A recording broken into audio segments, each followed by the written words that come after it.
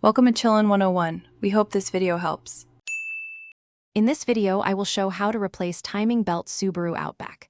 First, disconnect the battery and secure the car on jack stands before you begin. I will guide you through removing covers, aligning timing marks, replacing the belt, and setting proper tension. Follow each step slowly, keep parts organized, and take photos for reference.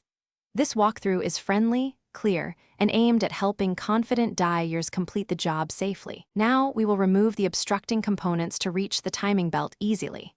Loosen the accessory belt, remove any brackets in the way, and carefully extract the crank pulley with the right tools. Keep bolts labeled and parts in order to simplify reassembly. Inspect the timing cover and surrounding seals while open, and clean the area so you can clearly see timing marks and work without dirt interfering with the new belt installation. With the engine at top dead center, align all timing marks and lock or note positions before you remove the old belt. Fit the new belt starting from the crank and moving around cam sprockets, keeping slack away from the tensioner.